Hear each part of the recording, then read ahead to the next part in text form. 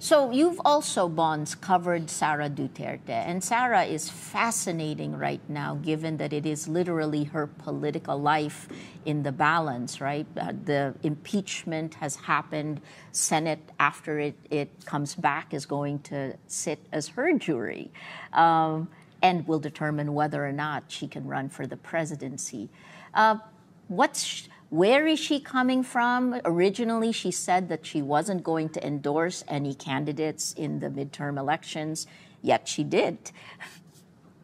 Yes, you are right, Maria. So surprisingly, Vice President Sara Duterte, when she arrived to the country from The Hague, so kung maaalala nyo kasi, she spent almost a month at The Hague with her father. Kahit na siya ay vice president ng ating country, she said she had been working remotely from there, fulfilling her duties as second highest official of the land. How could that be na ginagawa niya yung position niya as vice president outside the country for almost a month? So pagdating niya dito, she was actively campaigning for the Duterte and two senatorial candidates, Amy Marcos and Camille Villar. So kung maaalala nyo in the past months leading up to the elections, when we asked her, if I remember it right, it was July 2024, when we asked her kung mag-endorse ba siya ng senatorial candidate, she said, hindi na daw, baka daw hindi na kasi ayaw niya na magpabudol. So of course, it's an apparent swipe kay President Ferdinand Marcos Jr., who was her running mate in 2022.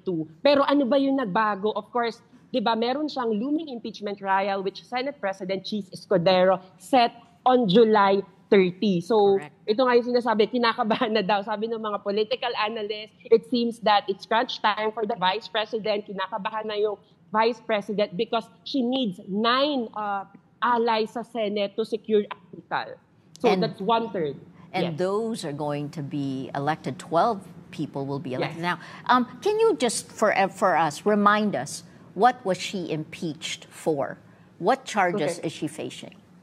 Okay. She was impeached due to allegations of corruption. So kung maaalala nyo, yung kanyang mahiwagang confidential fund. So ito yung naging headlines talaga since 2022 when she first requested it. So noong 2022, kung maaalala nyo, nagulat yung sambayan ng Pilipino when a total of 125 million confidential funds was transferred from the OP to the OVP. So kung maaalala nyo, yung 2022 funds kasi is minana niya pa lang or she inherited it from former Vice President Leni Robredo, and all of a sudden, December 2022, nagkaroon ng confidential funds. So yung nag-trigger na yun ng discussion. And then the following year, she again requested for confidential funds, 150 million confidential funds for the Department of Education, which hindi naman concern yung national security. Yeah. So it drew flack, of course, and then 500 million sa Office of the Vice President with a total of 650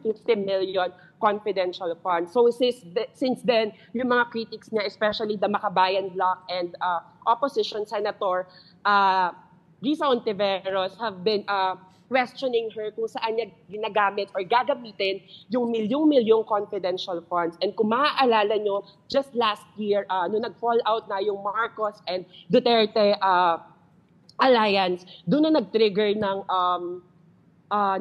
congressional inquiry kung paano nga ba nagastos yung confidential funds, which the Vice President still refuses to answer.